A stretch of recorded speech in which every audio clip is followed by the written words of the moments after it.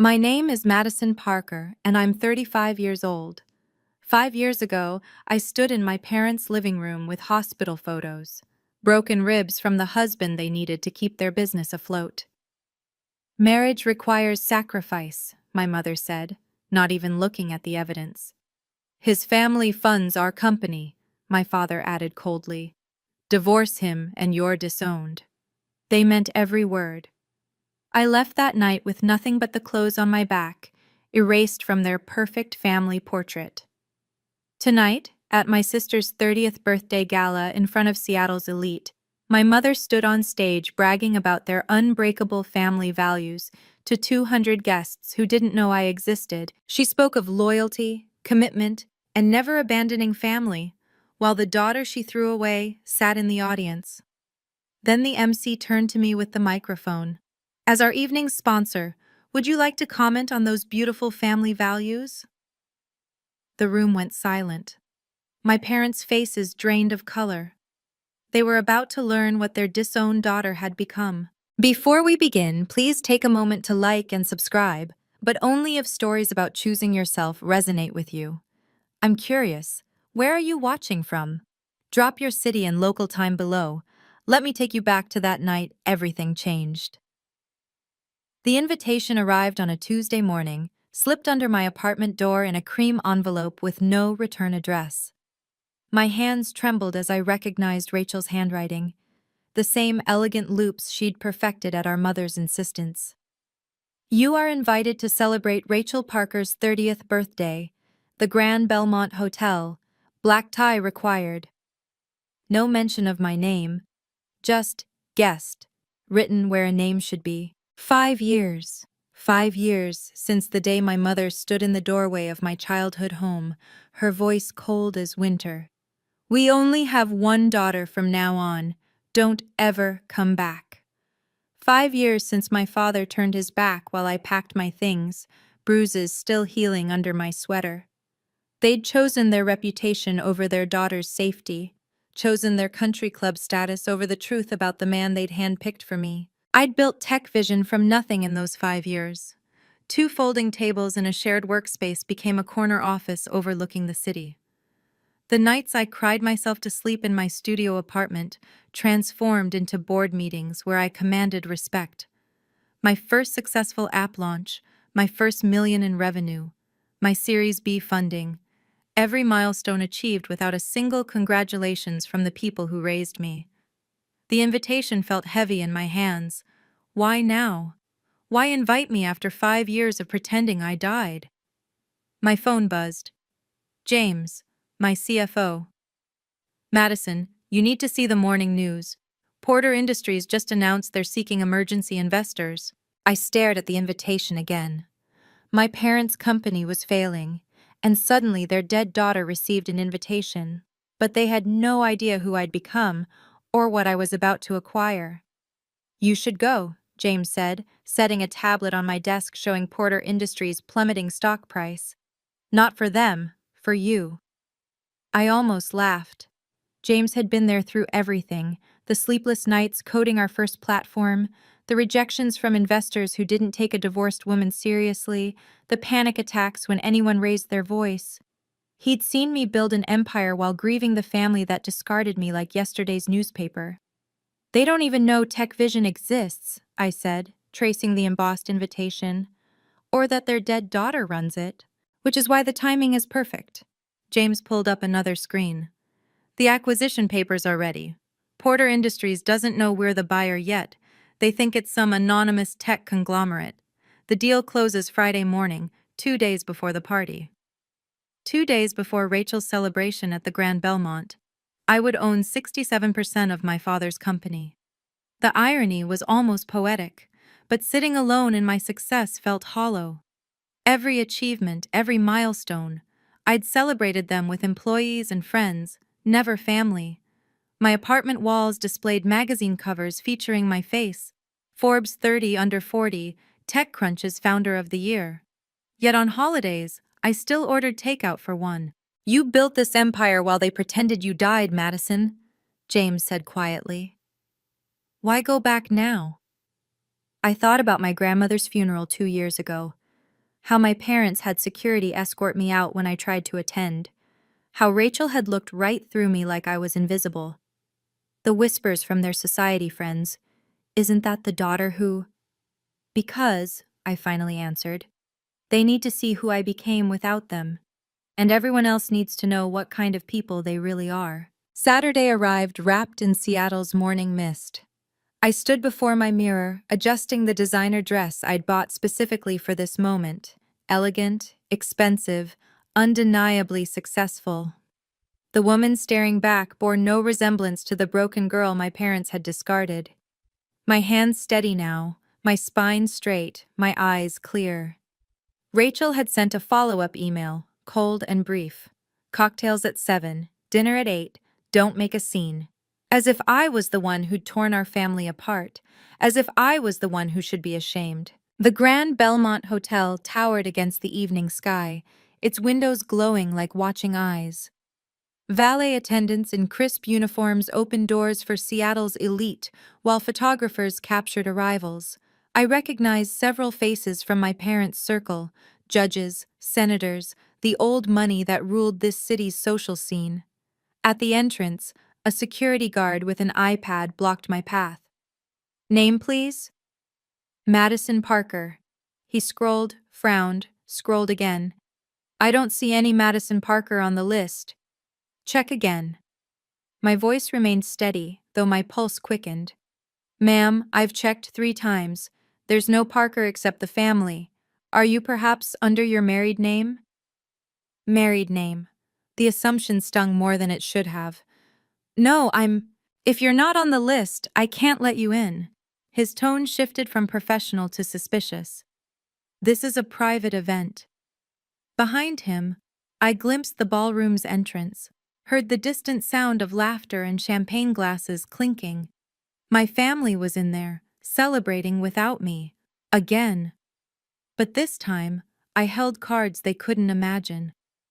"There must be a mistake," I said, though I knew there wasn't. This was deliberate. Invite me, then humiliate me at the door. Standing at that entrance, rejection hanging between us, I had 2 choices. Leave now and preserve what remained of my dignity. Let them win again.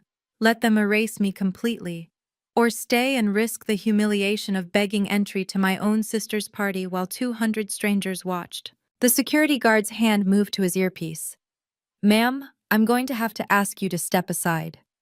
If I left now, nothing would change. My parents would continue their charade, Rachel would keep wearing my grandmother's jewelry, and the truth would die with me. But worse than that, I'd spend the rest of my life knowing I'd had the chance to face them and walked away. Again. I thought about my grandmother, the only one who'd believed me about the bruises. She'd slipped me money before she died, whispered, "Don't let them dim your light, sweetheart." She'd wanted me at her funeral. They'd denied even that. "Is there a problem here?" A familiar voice made me turn. Mrs. Worthington, my mother's oldest friend, stood watching with sharp eyes. She'd known me since I was 5, had attended my wedding, had surely heard whatever lies my parents spread about my disappearance. "No problem," the guard said quickly. "This woman isn't on the list." Mrs. Worthington studied me, recognition flickering across her face. "Madison? Madison Parker?" The guard's expression shifted. "You know her?" "I—" Mrs. Worthington hesitated, glancing between us. This was it. She could verify my identity, force them to let me in, or she could pretend not to know me, complete my erasure. "Miss Parker," the guard said slowly, "mentioned she's not on the list. Only family and invited guests are permitted." The words hung in the air. Only family. "Wait," I said, pulling out my phone with calculated calm. "I should clarify. I'm here representing Tech Vision Corporation." The guard's entire demeanor changed. "Tech Vision? The event sponsor?" "Yes, Madison Parker, CEO." I showed him my business card, watching his face pale. "We're covering tonight's entire event. Strange that your list doesn't reflect that." He frantically scrolled through his iPad, then grabbed his radio. I need a manager at the main entrance. Now. His voice cracked slightly. The sponsor's CEO is here and there's been a mix-up. Mrs. Worthington's eyebrows rose. You're the CEO of Tech Vision? But that company is worth 50 million at last valuation, I said quietly. We've been quite selective about our public presence. Within seconds, the event manager appeared, practically running in her heels. Ms. Parker, I'm so terribly sorry. There must have been a communication error. Please write this way. Communication error, I repeated, letting the words hang. Of course. She led me through a side VIP entrance, past the regular guests still filing through security. Your table is in the premier section, naturally. Can I get you champagne? Anything at all? Just point me toward the family table, I said. Her smile faltered. The family table? The Parkers. I'd like to pay my respects. Of course, they're center stage, but… She looked confused. Forgive me, but do you know them personally? The question was a knife between ribs. Even the event staff didn't know Richard and Victoria Parker had another daughter. My erasure was complete, surgical, thorough. We have, I said carefully, a complicated history, but tonight is about moving forward, don't you think? She nodded, still puzzled, and gestured toward the ballroom's heart where my family held court, oblivious to the storm walking through their VIP entrance. The ballroom was exactly what my mother would demand. Crystal chandeliers casting golden light, orchids on every table, a string quartet playing softly. I stayed in the shadows near the VIP section, watching my family perform their perfect family act for Seattle's elite. My father, Richard Parker, stood tall in his tuxedo, his silver hair perfectly styled, laughing at some senator's joke. My mother, Victoria, glided between groups in a gown that cost more than most people's cars, her smile never wavering. And at the center, Rachel, radiant in designer red, accepting air kisses and compliments. Then I saw it. The emerald bracelet on Rachel's wrist, my grandmother's bracelet, the one she'd specifically left to me in her will, the one my parents claimed had been misplaced after the funeral. She wears it well, doesn't she? My mother's voice carried to a group of women nearby. My mother's bracelet looks perfect on our daughter. She's always been the jewel of our family, our only jewel. The women tittered appreciatively. One asked, "Didn't you have another daughter, Margaret Madeline?" "Madison," Victoria corrected sharply, then smoothed her tone. "That was a long time ago. We don't discuss family disappointments at celebrations." Family disappointments. 5 years reduced to 2 words. Rachel's eyes suddenly met mine across the room. The champagne glass in her hand trembled. Her face went white as fresh paper. She whispered something to her friend and started walking toward me, her expression cycling between panic and disbelief. She grabbed my elbow, her voice a harsh whisper.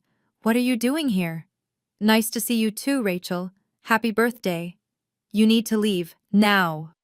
Her fingers dug into my arm. "Before Mom sees you." I was invited. I pulled out the invitation. "See? Your handwriting." Her face went even paler. "If you've ever felt like your family played favorites or made you feel invisible, I want to hear from you. Drop a comment below. Did you choose silence or confrontation?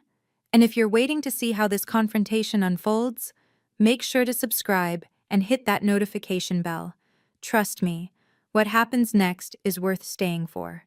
Now, back to that moment when everything started to unravel. Rachel dragged me toward a corner alcove, her manicured nails digging crescents into my skin. "You can't be here. Do you understand what you're doing?" "Attending my sister's birthday party?" I kept my voice level. "How scandalous." "Stop it." Her eyes darted toward our parents. "This isn't a game. Mom has plans tonight. Important announcements. If she sees you…" "Announcements?" I pulled my arm free. "What kind of announcements?" "Just…" Rachel's voice cracked.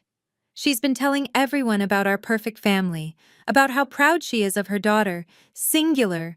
She's introducing me to the Worthington son. The merger depends on…" "The merger?" Now things made sense. Porter Industries needs the Worthington capital. Rachel's silence confirmed everything. Our parents were shopping their golden daughter to save their failing company, and my presence threatened their carefully orchestrated performance. "Please," Rachel whispered. "I know you hate us. You have every right. But if you ever cared about me at all, leave now."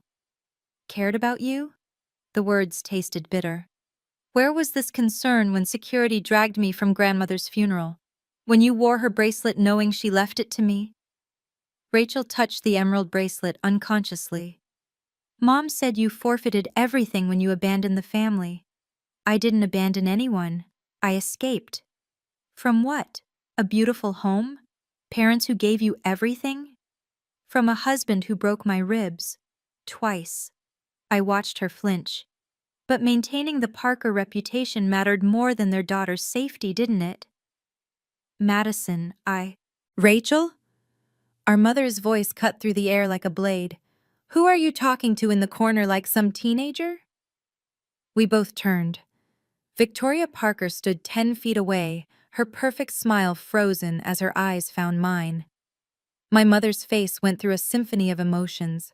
Shock, rage, then that practiced composure she'd perfected over decades. She glided over, her voice dropping to a whisper that could cut glass. "What are you doing here?" "Hello, Mother." I kept my tone pleasant. "You look well." "Don't." She positioned herself to block me from the party's view. "You need to leave, now." "I was invited." I held up the invitation. "See? Official stationery and everything." Victoria's eyes snapped to Rachel, who seemed to shrink. "You didn't." "I didn't mean," Rachel started. "Bathroom. Now." Mother grabbed my wrist with surprising force, her smile never wavering for the guests who might be watching. To anyone observing, we looked like family members having a warm reunion. She practically dragged me onto the balcony overlooking the city lights. The moment the door closed, her mask dropped. "How dare you show your face here?" "I'm your daughter." "I have no daughter named Madison." Each word was ice. "That person made her choice 5 years ago." "My choice? To leave a man who hurt me? To destroy this family's reputation?" She straightened her gown. "Do you know what we endured?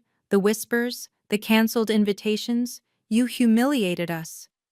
"He broke my ribs." "Marriage requires sacrifice." "Not that kind." She studied me with cold calculation.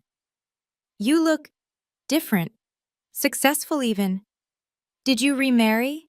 Is that why you're here? To show off some new husband?" "No husband.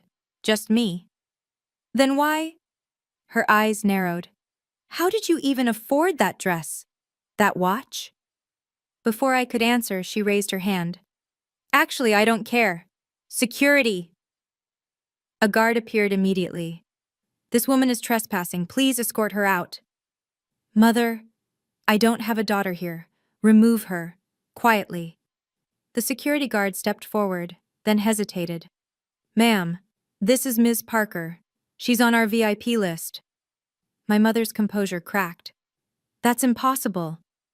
"She's the CEO of Tech Vision, Mrs. Parker, the event sponsor." His confusion was evident. Should I not have let her in? The blood drained from Victoria's face. "The sponsor?" "Yes, ma'am. Tech Vision Corporation is covering tonight's entire event. Ms. Parker's company." I watched my mother process this information, her social calculator working overtime. She couldn't throw out the sponsor without causing a scene. The gossip would be catastrophic. But letting me stay meant acknowledging my existence. "There's been a misunderstanding," she said finally, her voice strained. "This woman may represent the sponsor, but she's not welcome at family tables." "Of course," I said smoothly. "I'll keep to the VIP section. I'm here in a professional capacity, after all." The guard looked between us, clearly sensing undercurrents he didn't understand, then excused himself. Victoria stepped close, her whisper venomous. "I don't know what game you're playing, but it won't work. You think money changes anything? You're still the daughter who chose divorce over duty. And you're still the mother who chose reputation over her daughter's safety. Don't you dare." "Mrs. Parker?" The event manager appeared, looking flustered. The chairman of the charity auction wants to thank the sponsor personally. Should I bring him to Ms. Parker? My mother's jaw clenched. That won't be necessary. Actually, I said, I'd be happy to meet him. Please, lead the way. As I walked past my mother, I added quietly, Don't worry, I'll be professional. That's more courtesy than you ever showed me. Her hand shot out, gripping my wrist. This changes nothing between us. You're right, I said. It doesn't. I found James near the bar, looking perfectly at ease in his tuxedo despite being surrounded by Seattle's old money. He raised his whiskey slightly when he saw me, our prearranged signal that everything was proceeding as planned. The acquisition closed this morning at 9, he said quietly when I reached him. You now own 67% of Porter Industries. My father doesn't know yet? The board meeting is Monday. They'll inform him then. James glanced toward where Richard Parker held court with potential investors. He's still trying to secure emergency funding. Poor man has no idea his company already has a new owner. I watched my father work the room, his confident smile hiding the desperation of a drowning man. He was promising things he couldn't deliver, making deals with money he no longer controlled. Ms. Parker? A distinguished older gentleman approached. James Smith here tells me you're the brilliant mind behind Tech Vision. My father materialized beside us, drawn by the mention of Tech Vision like a moth to flame. Tech Vision? I've been hoping to connect with someone from your organization. Richard Parker, Porter Industries. He extended his hand to James, completely ignoring me. Actually, James said smoothly, Ms. Parker here is our CEO. My father's hand froze mid-reach. His eyes found mine for the first time in 5 years. The recognition was instant, followed by confusion, then something close to fear. Madison? His voice was barely a whisper. Mr. Parker, I replied formally. I heard Porter Industries is seeking investors. He stared at me, trying to reconcile the discarded daughter with the CEO everyone was discussing. You run Tech Vision? Founded it, built it, and as of this morning, we've made some interesting acquisitions. I let that hang in the air. But tonight's about Rachel. We can discuss business Monday. My father stood frozen, his executive smile cracking at the edges. That's not possible. Tech Vision is worth $50 million at last valuation, the older gentleman supplied helpfully. One of the fastest growing tech companies in the Pacific Northwest. Your daughter's quite accomplished, Richard. She's not. My father caught himself, aware of the listening ears. We haven't been in contact. No, I agreed calmly. Not for 5 years. The gentleman looked between us, sensing the tension. Well, family businesses can be complicated. Excuse me. He retreated diplomatically. Richard grabbed my elbow once he left. What are you playing at? Playing? I removed his hand.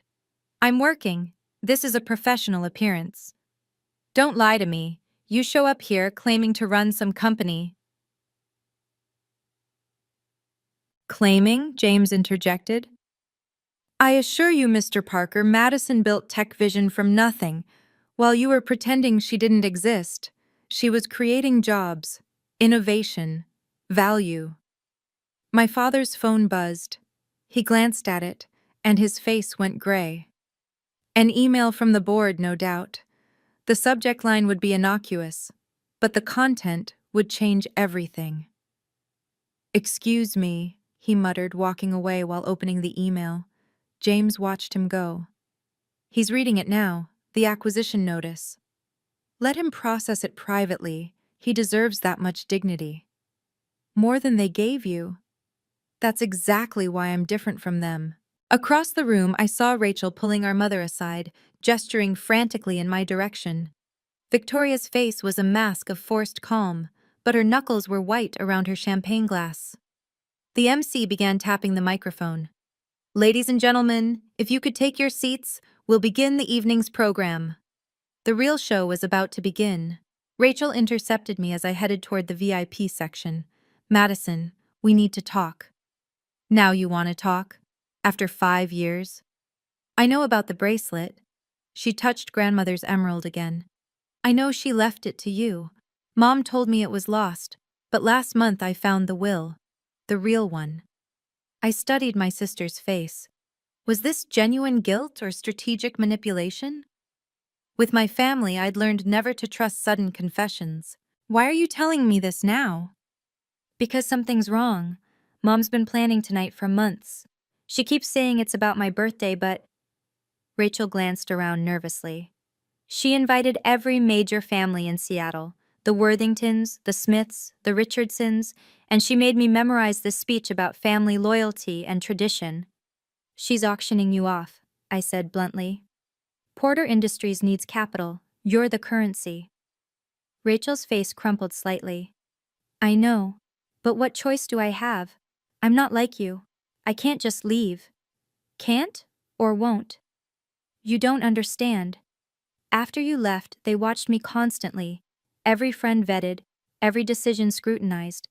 I'm 30 years old and still asking permission to leave the house. That's not love, Rachel. It's control. I know that. Her whisper was fierce. Why do you think I invited you? I thought maybe if you were here, if people saw you successful and happy, Mom might realize. Ladies and gentlemen, the MC's voice boomed. Please welcome your host for this evening, Mrs. Victoria Parker. My mother glided onto the stage, every inch the society matron. Thank you all for joining us to celebrate our precious Rachel. Family is everything to the Parkers. Loyalty, tradition, standing by each other through any storm. Her eyes found mine across the room. Some people abandon their families. We Parkers never do. My mother continued from the stage, her voice carrying perfectly through the ballroom's acoustics. Tonight isn't just about celebrating Rachel's birthday, it's about celebrating what she represents, the future of the Parker legacy. A daughter who understands that family comes first, always. The crowd murmured appreciatively. Several people glanced around and I realized they were looking for me. The other daughter, the cautionary tale. In our family, Victoria continued, we have a saying, Parkers persevere. Through market crashes, through challenges, through everything. We stand together. We don't run when things get difficult. Each word was a carefully aimed arrow. The audience didn't know she was speaking to me, but I felt every strike. And now, she smiled brilliantly, before we announce tonight's special surprise, I want to thank our generous sponsor, Tech Vision Corporation, for making this evening possible. The spotlight swung around the room, searching. The event manager gestured frantically at me to stand. Ah, yes. My mother's voice tightened almost imperceptibly. Their representative is here somewhere. Stand up, please, so we can thank you properly. I rose slowly. The spotlight found me, and gasps rippled through the crowd. Those who knew our family history recognized me immediately. Whispers spread like wildfire. Is that Madison? The divorced daughter? I thought she was… Thank you, my mother said curtly, for your professional support. Please, sit. But the MC was already approaching with his microphone, following protocol. Ladies and gentlemen, let's have a round of applause for our incredible sponsor. Would you like to say a few words? My mother's face was marble. She couldn't refuse without seeming ungracious. The trap she'd set for me had caught her instead. I took the microphone. Thank you. I'm honored to be here tonight. The room held its breath. Family loyalty, my mother interjected before I could continue, taking back control of the narrative. It's what distinguishes the worthy from the weak. The Parkers have built our reputation on unshakable family bonds. 3 generations of staying together, no matter what. She was looking directly at me now, her smile sharp as glass. We've never had a divorce in our family line. Never had anyone abandon their vows, their responsibilities, their sacred commitments. That's what makes us who we are. The crowd murmured approval. Mrs. Worthington nodded sagely. Several of the older society matrons were looking at me with barely concealed disgust. Unlike some people, Victoria continued, who run at the first sign of difficulty, who choose the easy path of giving up. We Parkers honor our commitments. Marriage is sacred. Family is forever. Those who break these bonds? She paused dramatically. They're not family at all. I still held the microphone, the weight of 200 stares pressed down on me. Some sympathetic, most judgmental, all waiting to see if I'd defend myself or slink away in shame. You're absolutely right, Mother, I said into the sudden silence. My voice was steady, professional. Families should protect each other, stand by each other, never let one of their own suffer alone. Her smile flickered uncertainly. That's why, I continued, when someone is being hurt, really hurt, family should be their safe harbor, their defenders, not their judge and jury. How dare, she started. But you're right about one thing. I kept my tone conversational, as if we were discussing the weather. The person who abandoned this family 5 years ago, she doesn't exist anymore. That broken, frightened girl who begged for your help, she's gone. My mother's face had gone pale. Security. In her place stands someone entirely new, someone you're about to meet properly. Some of you may remember me, I continued, addressing the room while my mother stood frozen on stage. Madison Parker, the daughter who disappeared 5 years ago, the family disappointment, the quitter who couldn't make her marriage work. Uncomfortable shifting filled the room. Richard had returned, standing near the back, his face ashen. He was definitely reading emails on his phone now, probably from every board member. But Mother's right. That person is gone. She died the day her parents chose their reputation over her safety. When bruises were called marital disputes and broken ribs were private matters. Gasps echoed through the ballroom. Mrs. Worthington's hand flew to her mouth. You're lying, my mother hissed into her own microphone. Ladies and gentlemen, this woman is disturbed. Medical records from Seattle General would disagree, I said calmly. 3 documented visits. Police reports filed and mysteriously withdrawn after family pressure, all verifiable. Stop this immediately! Victoria's composure was cracking. This is my daughter's birthday celebration. Your daughter? I let that hang. I thought you only had one daughter. You've been very clear about that tonight. To everyone. While I stood right here. Rachel had shrunk into her chair, tears streaming down her face. Several guests were recording on their phones now. This would be viral within hours. Security, my mother called again, but the guards hesitated. Removing the sponsor by force would be a PR nightmare. Don't worry, I said. I'm almost done. But first, shouldn't we thank the sponsor properly? After all, Tech Vision paid for every glass of champagne you're drinking, every orchid on your tables, every note the quartet has played. The MC, sensing drama that would be talked about for years, approached with the evening's program. Actually, we were about to announce. Please, I said. Go ahead. Announce it. My mother, desperate to regain control, pushed forward. Before any announcements, I want to address these vicious lies. This person standing here is exactly why we had to protect our family's reputation. Mental instability, false accusations, destroying a good man's name. A good man? I laughed, but there was no humor in it. Should I call Christopher? I'm sure his third wife would love to hear how good he is. Or maybe the restraining order she filed last month would speak for itself. The room erupted in whispers. Several people were openly filming now. Enough! Victoria pointed at me. You are nothing to this family. Nothing. You made your choice. You're right. I did make a choice. I chose to survive. To build something from nothing. To become someone you never thought I could be. Delusional? Ladies and gentlemen, the MC interrupted, clearly following his script despite the chaos. It's time to formally thank our incredible sponsor for this evening. Please, a round of applause for Tech Vision Corporation and their CEO. The massive LED screens around the ballroom suddenly came alive. The Tech Vision logo appeared in stunning clarity, followed by my professional headshot and title. Madison Parker, the MC read, confused but professional, founder and CEO of Tech Vision Corporation, recently featured in Forbes 30 Under 40 and one of Seattle's most successful entrepreneurs. The applause was scattered, uncertain. My father dropped his phone. But that's not all, the MC continued, reading from his cards. Tech Vision has prepared a special announcement for tonight. My mother lunged for his microphone. No! The screens changed again.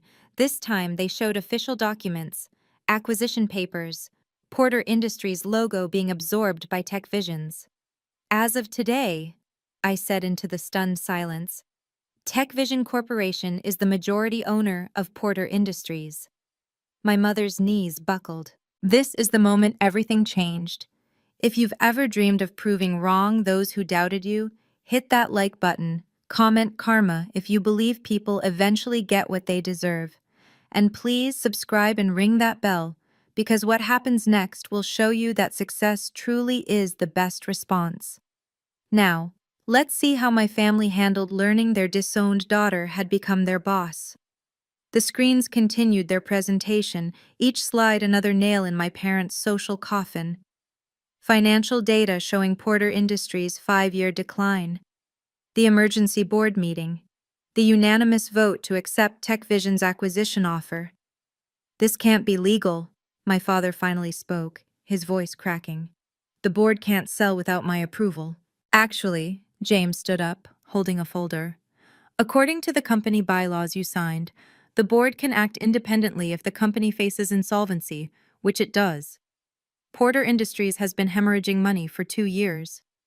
You planned this, my mother whispered into her microphone, forgetting it was still on. You've been planning this. No, I said simply. I built my company to succeed. Yours just happened to be for sale. Though I admit, the timing is poetic.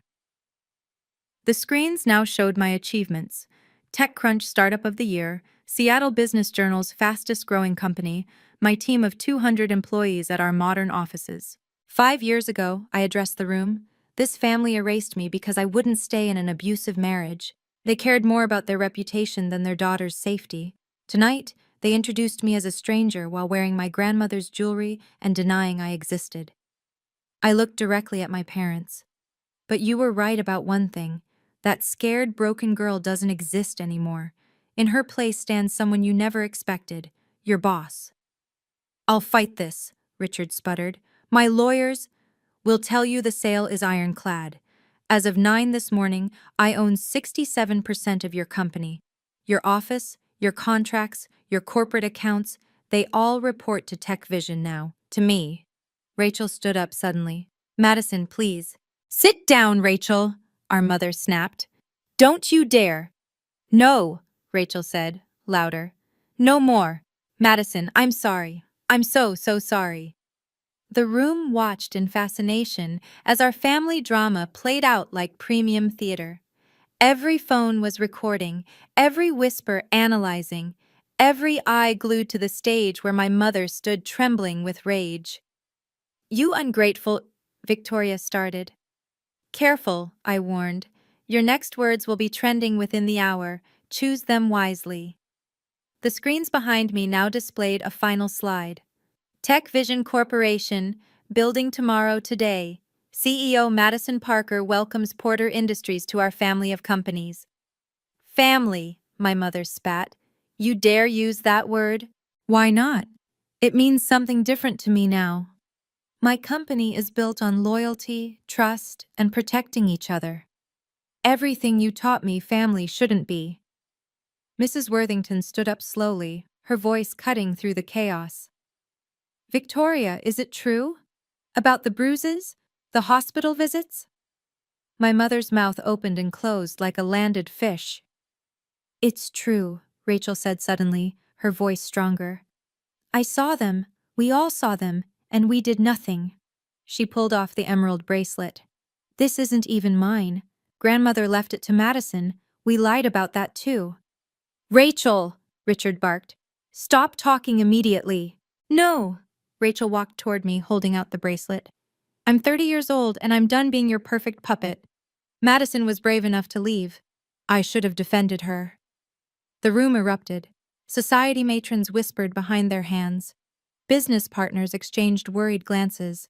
The Worthington merger was definitely dead now. This is what you wanted? My mother's voice was ice. To humiliate us? Destroy us? I wanted a family who loved me more than their reputation, I said quietly. When I couldn't have that, I built something better. Your destruction? You did that yourselves. Get out, she whispered. Get out of my event. Your event? I smiled. Check the contracts. This is Tech Vision's event now. As the sponsor and now owner of Porter Industries, I continued, my voice carrying clearly, I have a few announcements. First, effective Monday morning, there will be a full restructuring of Porter Industries leadership. My father's phone was ringing nonstop now. Board members, investors, partners, all seeing the news spreading across social media in real time. Second, all existing contracts will be reviewed for ethical compliance. That includes the proposed Worthington merger, which appears to involve some interesting conflicts of interest. Mr. Worthington stood up abruptly, pulling his wife toward the exit. Others began to follow. Third, I looked directly at my father. Richard Parker, you have two options. Resign with a modest severance package, or remain as regional operations manager, reporting directly to my appointed CEO. You can't, he started. The board already approved it. Check your email. The one marked urgent that you've been ignoring for the last 20 minutes. His hands shook as he looked at his phone. My mother had gone completely white, swaying on her feet. This is revenge, she said weakly. No. Revenge would be releasing the photos from my hospital visits, the recordings of Dad pressuring the police to drop charges, the emails where you called me damaged goods and said I was better off dead than divorced. Gasps rippled through the remaining crowd. This isn't revenge, I continued. This is consequence. For 5 years, you've lived without consequences. That ends tonight. Madison, Rachel stepped forward, still holding the bracelet. What about me? I know I don't deserve. You were 25 and dependent on them, I said. I don't blame you, Rachel, but I don't trust you either. That's something you'll have to earn. She nodded, tears flowing freely. I understand. Ladies and gentlemen, I addressed the room, enjoy the rest of your evening. Everything's paid for. I stepped down from the stage, the click of my heels echoing in the stunned silence. The crowd parted like the Red Sea, some reaching for my hand in congratulations, others shrinking away as if failure was contagious. 5 years ago, I said, turning back one last time, you taught me that family was conditional, that love had a price, that safety mattered less than reputation. I looked at my parents, both now seated, looking far older than their years. Thank you for those lessons. They made me build something unconditional, something real. Mrs. Worthington started clapping. Alone at first, then joined by another, then another. Not everyone, many of my parents' allies stood frozen, but enough. Enough to show that truth still meant something. My mother found her voice one last time. You've destroyed everything we built. No, I said simply. I've revealed what you built. A house of cards, a reputation based on lies, a family that valued appearance over authenticity. Get out, she whispered. Gladly, but remember, Monday morning, I'm your boss, both of you. Unless you prefer unemployment? My father's jaw clenched. At 62, with his reputation in tatters, finding another executive position would be impossible. They needed this job. They needed me. We'll never work for you, he said. Then clean out your offices by Monday. James here will handle the transition. I nodded to my CFO. He's very thorough. Rachel approached one more time. Madison, the bracelet. Keep it, I said. Grandmother would want one of us to wear it with pride. Maybe someday, that can be you. As I walked toward the exit, the event manager rushed over. "Ms. Parker, should we end the party?" "No. Let them stay. Let them talk. Let them remember this night." I paused. The night the Parkers learned that karma has a name. Outside the ballroom, James caught up with me in the marble corridor. That was intense. It was necessary. I pulled out my phone, already seeing the notifications exploding. "Send the transition team in Monday at 7 a.m. I want every department audited by noon." "And your parents?" "Give them the weekend to decide. Resignation with basic severance or stay and report to the new CEO." I paused. "Who won't be me? I have a company to run. Promote Sandra Martinez from our acquisitions team. She'll handle them fairly but firmly." "You're not going to oversee them personally?" "They're not worth my time anymore." The words felt like freedom. "I have 200 employees who respect me, partners who value me, and a company that's changing the world. Why would I waste energy on people who threw me away?" Back in the ballroom, I could hear chaos erupting. Shouts, my father's voice, my mother's shrill protests. Security was probably involved now. "Should we?" James started. "No. Let them implode. It's been coming for years." My phone buzzed. A text from Rachel. "I know you'll never forgive me, but I want you to know I'm leaving them too. Tonight. I'm 30 years old, and I've never lived my own life. You gave me the courage to try." I didn't respond.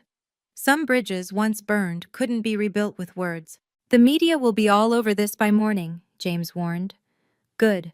Let everyone see what happens when you choose reputation over your own child." I straightened my dress. "Schedule a press release for Monday. Keep it simple. Tech Vision acquires Porter Industries, plans for ethical restructuring, commitment to transparency." "And if reporters ask about tonight?" "No comment on family matters. The business speaks for itself." "Madison Parker, ice-cold CEO," James said with admiration. "No," I corrected. "Madison Parker, survivor." In the parking garage, I found Rachel waiting by my Tesla, mascara streaking her cheeks.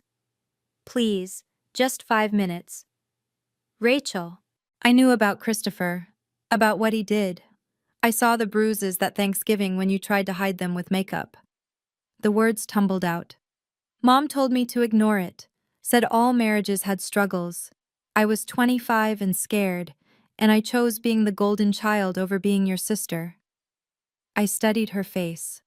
The perfect makeup was ruined, the designer dress wrinkled. She looked more real than I'd seen her in years. "I can't forgive you," I said honestly. "Not yet, maybe not ever. I'm not asking for forgiveness. I'm asking for a chance to earn it." She pulled off her designer heels, standing barefoot on the cold concrete. "I'm leaving them. Tonight. I have $8,000 saved that they don't know about. It's not much, but it's a start. You did it with less." "I did it with nothing," I corrected, "and no safety net." "I know." She wrapped her arms around herself. "I'm not you, Madison. I'm not brave like you. But I want to try, to be someone besides their doll." "Then do it. But not for me. Do it for yourself." "I will." She hesitated. "Can I ask one thing? Why didn't you expose everything? The photos, the recordings you mentioned?" "Because I'm not them," I said simply. "I don't need to destroy people to win. Taking their company was justice. Ruining their lives would be cruelty."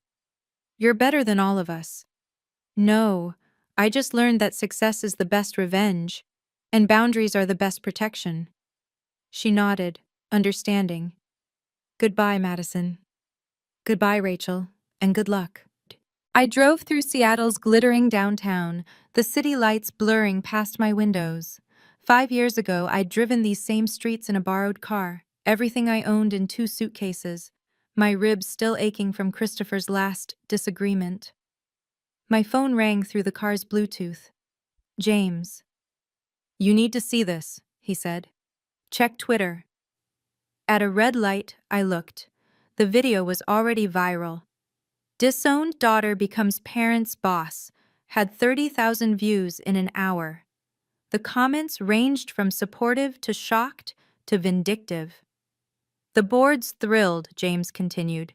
Porter Industries stock is up 8% in after-hours trading. Investors love the narrative of new leadership. It's not a narrative, it's the truth. I know. That's why it's working. He paused. How do you feel? I thought about it. Empty, full, everything at once. That's normal. You just faced down your demons in front of Seattle's elite. They're not demons, James. They're just people. Flawed, selfish people who happen to be my parents. Most people couldn't have done what you did tonight. Most people don't have to. I pulled into my building's garage. I didn't buy their company for revenge. I bought it because I could. Because it was a smart business decision. The fact that it was theirs? Just poetry. Very expensive poetry. Worth every penny. I parked in my reserved spot. CEO parking. Earned, not inherited. James, thank you. For being there. For having the papers ready. For everything. That's what family does, he said, then caught himself. Sorry, I didn't mean… No, I interrupted. You're right, that's exactly what family does. Real family. Chosen family. See you Monday, boss? See you Monday. We have a company to integrate. 2 companies now. Still just one. Tech Vision. Porter Industries doesn't exist anymore. Just like the daughter they disowned. By Sunday morning, the video had 2 million views. My phone hadn't stopped buzzing. Reporters, investors, distant relatives suddenly remembering I existed. I turned it off and sat in my apartment's floor-to-ceiling windows, watching Seattle wake up. The headlines were everything. Disowned daughter's ultimate revenge. Seattle Times. From abandon to acquisition. TechCrunch. The Parker family implosion. Business Insider. My favorite was from Forbes. Madison Parker shows why betting against women in tech is a losing game. My lawyer called. Your parents' attorney reached out. They want to negotiate. There's nothing to negotiate. They take the offer or they don't. They're threatening to sue, claiming coercion, emotional distress. With what money? Their accounts are frozen pending the audit. Besides, everything was done legally. The board voted. The papers are signed. They're desperate, Madison. They were desperate before. Now they're just faced with consequences. After I hung up, I opened my laptop. Emails flooded in. Employees congratulating me, competitors wanting to talk, Rachel saying she'd found a studio apartment. One email stood out, from Richard Parker. The subject line, please. I almost deleted it unread. Almost. Madison, I know I have no right to ask for anything, but your mother is in the hospital. Panic attack, they're saying. Possibly cardiac event. I'm not asking for forgiveness or mercy. I'm asking you to remember that despite everything, she gave you life. Please don't let her last memory be of last night. Richard. I stared at the screen. The man who turned his back while I packed. Who chose his reputation over my safety. Who pretended I died rather than admit his failure as a father. Now he wanted compassion? The irony was perfect, and perfectly painful. I didn't go to the hospital, but I did call. She's stable, Richard said when he answered, his voice hollow. Sedated. The doctors say it's stress-induced cardiomyopathy. Broken heart syndrome, I said. Ironic. Madison, I'm calling as CEO of Tech Vision to inform you that your wife's medical expenses will be covered under Porter Industries' existing insurance plan, which we'll maintain through the transition. That's all. That's not why I emailed. Yes, it is. You're worried about medical bills, about losing the house, about becoming the people you used to look down on. I kept my voice professional. The offer stands. Regional manager position, standard salary, full benefits, take it or leave it. You want me to work for you? I want you to work for Sandra Martinez, our new Porter Industries CEO. I have better things to do than manage you. Silence. Then, we gave you everything. You gave me things: cars, clothes, a wedding to a man who hurt me. You never gave me what I needed: parents who loved me more than their image. We did love you. No, you loved the idea of me, the perfect daughter who'd marry well and produce grandchildren and maintain your status. When I became inconvenient, you erased me. That's not. Monday morning, 7 a.m., yes or no, that's all I need to know. Your mother will never agree to this. Then she can file for unemployment. I hear it takes 8 to 12 weeks to process. More silence. Finally, I'll be there Monday. Good, don't be late. Sandra values punctuality. Madison, wait. I hung up. There was nothing left to say. They'd made their choice 5 years ago. Now they had to live with it.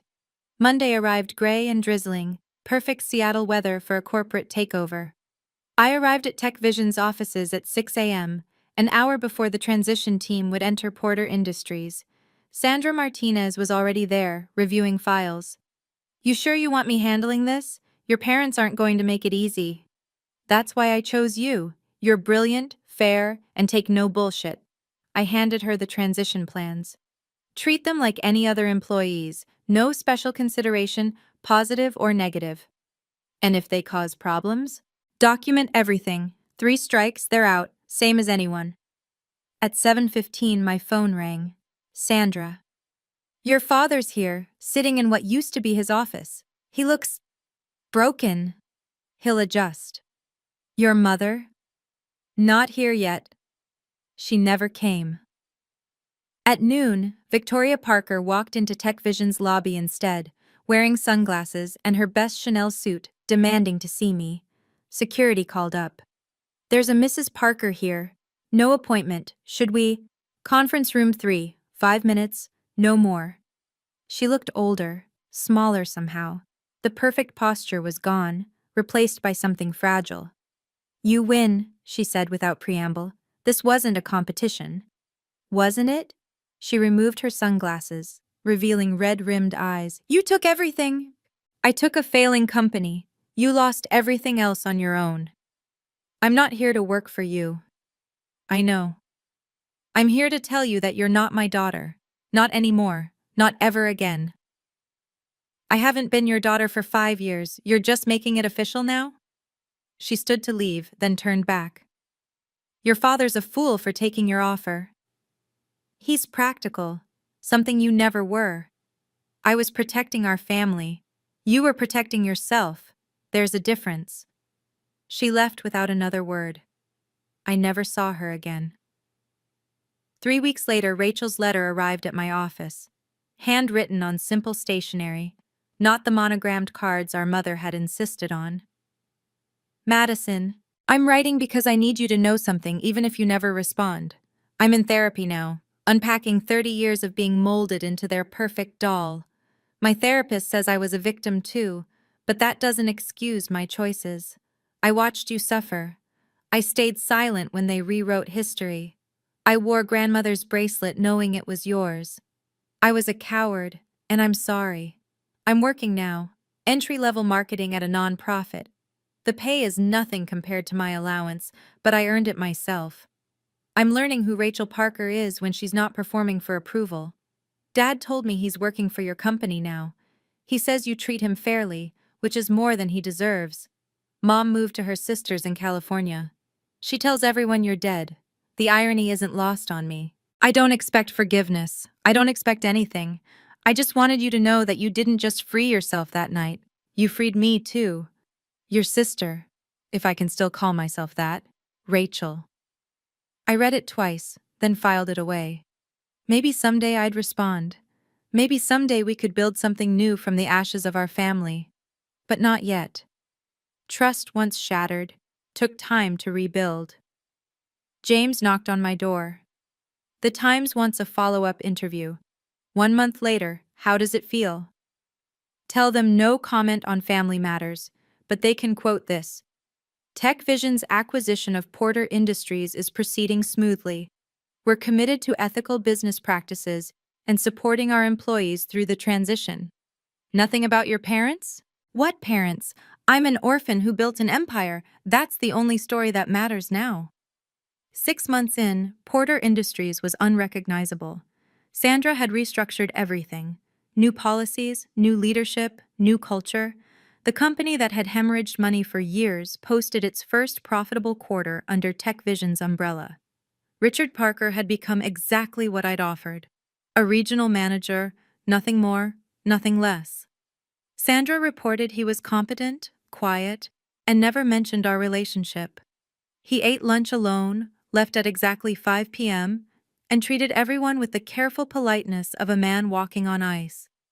He's actually good at his job, Sandra told me during our monthly review.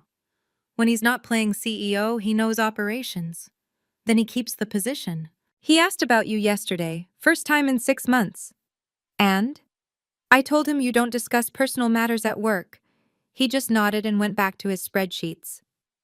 That was our relationship now, spreadsheets and silence. Professional boundaries, firmly held. He was Mr. Parker, regional manager. I was Ms. Parker, CEO of the parent company. Nothing more. The media had moved on to other scandals, other family dramas. Occasionally, someone would recognize me and whisper, but Seattle's elite had short memories when money was involved. TechVision's success spoke louder than old gossip. My apartment had become a home. Plants thrived in the windows. Art covered the walls. Pieces I'd chosen, not inherited. Friends came for dinner. Real friends. Chosen family. We laughed without performing, talked without calculating, existed without conditions. You look happy, James said one evening over takeout in my office. Really happy, not just successful. Happy. I am, I realized with surprise. For the first time in my life, I'm exactly where I want to be. No regrets about that night? None. They gave me the greatest gift. Freedom. I just had to be brave enough to take it. My therapist's office had become a sanctuary, a place where Madison Parker, the CEO, could just be Madison. Dr. Smith, no relation to James, had been recommended by a founder friend who'd also survived family trauma. How do you feel about your father working for your company? She asked during our year anniversary session, 1 year since the birthday party. I nothing him, I said. He exists in spreadsheets and quarterly reports, that's all. And your mother? Gone. Moved to California, I heard. Posts on Facebook about her one daughter, Rachel, who disappointed her by becoming independent. That doesn't hurt? It hurt 5 years ago when they chose reputation over my safety. Now? It's just confirmation of what I always knew. Their love was conditional. And Rachel? She sends letters. I don't respond, but I read them. She's in therapy too. Working at a nonprofit. Dating someone they'd hate. A teacher with no trust fund. I almost smiled. She's becoming real. Will you ever respond? Maybe. When I'm ready. When it's for me, not for her. Dr. Smith nodded. You've built impressive boundaries. I had good teachers. They showed me exactly what not to do. Do you think you'll ever forgive them? I thought about it. Forgiveness implies they deserve absolution. They don't. But I've released the anger. It was too heavy to carry while building my life. That's its own kind of forgiveness, forgiving yourself for surviving. That night, I stood in my apartment, looking at Seattle's skyline. Somewhere out there, my father was probably reviewing reports for tomorrow. My mother was telling strangers she had one daughter. Rachel was maybe writing another letter. And I was here, whole, successful, free. The girl they'd thrown away had become everything they'd never believed possible. Boundaries aren't walls, I told the audience at the Women in Tech Summit. They're bridges, bridges that only lower for those who've earned passage. 200 female founders listened intently. My story had become Silicon Valley legend, but I rarely spoke about it publicly. Today felt different, necessary. When someone shows you who they are, believe them. When they choose reputation over your safety, status over your suffering, their comfort over your truth, believe that's who they are. I clicked to my next slide. A photo of me at 25, bruised but smiling. This was me the day I left everything. No money, no family, no plan. Just the absolute certainty that staying would kill me. Gasps rippled through the crowd. 5 years later, I owned the company that had been my father's pride. Not for revenge, for justice. There's a difference. Next slide. Tech Vision's logo. Revenge wants to hurt. Justice wants to heal. Revenge destroys. Justice builds. But what about forgiveness? Someone called out. Forgiveness isn't required for healing. You can move forward without absolving those who hurt you. You can succeed without their apology. You can thrive without their recognition. I paused. Forgiveness, if it comes, is for you, not them. Do you regret exposing them publicly? I regret that it was necessary. I regret having parents who valued their image over my safety. But regret the revelation? Never. Truth isn't cruel. Silence is. After the talk, a young woman approached, sleeve pulled up to show fading bruises. My family says I'm overreacting, that marriage is about compromise. Compromise is about choosing restaurants, not accepting violence. Your safety is non-negotiable. But family that doesn't protect you isn't family, it's just genetics. She nodded, tears falling. Another soul preparing to save herself. That's why I told my story, not for sympathy, but for her.